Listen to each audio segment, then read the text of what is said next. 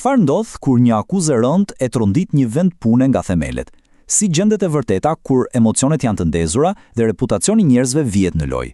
Pra, sot do t'i hedhim një sy parimeve të thelbësore të një hetimi të drejtë. Do të ndjekim një rast real për të parë se si hap pas hapi mund të lundrohet në përujra të trazuara për të arritur tek e vërteta. Dhe gjithçka nis pikërisht këtu, me këtë fjali, një akuzë e rëndë e mbushur me emocion, me frikë. Këto janë fjalët e Driola Kolës, një punonjëse e cila sapo ka vënë në lëvizje një proces që do të testojë të gjithë organizatën e saj. Kjo nuk është thjesht një ankesë e zakonshme, kjo është një thirrje për ndihmë që kërkon një përgjigje të menjëhershme. Mirë, por që të kuptojmë çfarë ndodhi, duhet t'i ankorojmë këto emocione të forta në fakte konkrete. Kjo pra është dosja zyrtare e rastit, e koduar Operacioni Verdha. Siç e shohim, kemi kompaninë Alba Logistics, ankuesin Driola Kola dhe personin e akuzuar, menaxherin e saj, Endri Lika. Akuza është e qartë: abuzim menaxherial dhe kërcënime. Okej, pra, skena është gati. Kemi një situatë klasike, fjala e tij kundër fjalës së saj. Por pasojat këtu janë jashtëzakonisht të rënda për të gjithë të përfshirët. Le të shohim se si nis procesi për të zbardhur këtë situatë. Hetimi fillon zyrtarisht dhe presioni ndihet menjëherë. Por me një akuzë kaq delikate, hapi i parë nuk është të vraposh e të intervistosh njerëz. Jo, hapi i parë është diçka shumë më themelore, por absolutisht thelbësore, të ndërtosh mentalitetin e duhur. Dhe kjo na sjell pikërisht te faza përgatitore, e cila është po aq e rëndësishme sa vetë hetimi. Këtu flasim për mentalitetin e hetuesit, sepse mënyra se si një hetues mendon përcakton drejtësinë e të gjithë procesit. Një nga parimet e arta të një hetimi drejt është objektiviteti. Hetuesit në këtë rast e zbatuan këtë që në sekondën e parë, duke marrë një vendim kyç, tu rezistonin etiketave të thjeshta. Ata nuk e quajtën Driolën viktima, po Endrin abuzues, përkundrazi përdorën terma neutral, faktik, ankuese dhe i akuzuar. Ky ndryshim i vogël në gjuhë, në fakt, bën një ndryshim të jashtëzakonshëm në mendësi, sepse i hap rrugën dëgjimit të fakteve pa paragjykime. E gjithë kjo filozofi mbështetet në këto tre shtylla. Së pari, objektiviteti, siç e tham, është i shenjtë.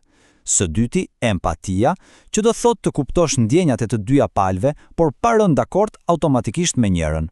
Dhe së fundi, qëllimi final nuk është të gjesh një fajtor për të ndëshkuar, por të kuptosh rrënjësisht se çfarë ka ndodhur.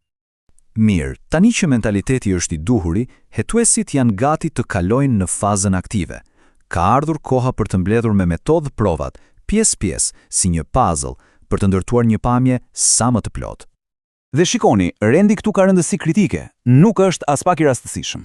Hetuesit nisin me ankuesen, për kuptuar thellësisht akuzën, pastaj flasin me dëshmitarët dhe e mbledhin çdo dokumentacion të mundshëm, dhe vetëm në fund, pasi të gjitha faktet e tjera janë në tryez, ata intervistojnë të akuzuarin. E dini pse?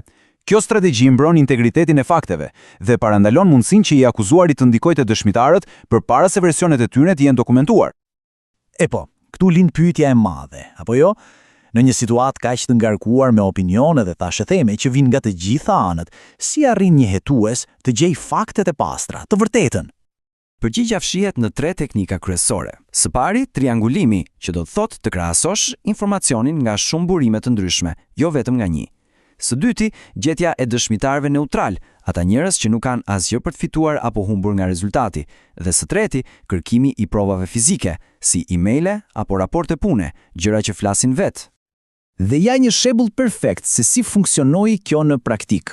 Hetuesit nuk u ndalën të dy personat kryesor, jo, ata folën me koleg, me dikë që kishte punuar aty më parë, madje edhe me një menaxher tjetër. E gjithë kjo për të ndërtuar atë që quhet një pamje 360 gradë situatës. Dhe pikërisht këtu, ndërsa faktet mblidhen një nga një, historia fillon të ndryshojë. Nuk është më një rrëfim i thjesht bardhëzi. Këtu hym në territorin e së vërtetës së nuancuar. Pasi mblodhen të gjitha dëshmitë e tjera, erdhi momenti vendimtar, intervista me Endri Likën. Hetuesit ishin të përgatitur për gjithçka, por historia që ai tregoi ishte ndryshe nga ç'pritej. Endri nuk e mohoi që kishte pasur një bisedë të tensionuar me Driolën, as pak, por ai e rikontekstualizoi atë plotësisht. Sipas tij, komenti nuk ishte një kërcënim, por ishte pjesë e një diskutimi për performancën e saj të dobët në punë, duke cituar fjalët: "Nëse nuk mund ta përballosh presionin." Por ai nuk u ndal vetëm me fjalë. Ai paraqiti prova për të mbështetur versionin e tij, dhe ajo provë përmblidhej në një numër të vetëm, 20. Ky numër ndryshoi gjithçka. Endri paraqiti dokumentacion të detajuar për 20 gabime serioze, gabime me kosto financiare për kompaninë, të gjitha të bëra nga Driola gjatë 8 muajve të fundit. Papritur, ky nuk ishte më thjesht një rast fjala kundër fjalës. Tani, në tryez kishte prova të forta, të dokumentuara.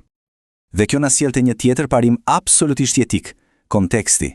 Konteksti është po aq i rëndësishëm sa vetë faktet. Kujdes, kjo provë e re nuk e fshiu ankesën e Driolës apo ndjenjat e saj, por e vendosi atë në një kontekst krejtësisht të ri.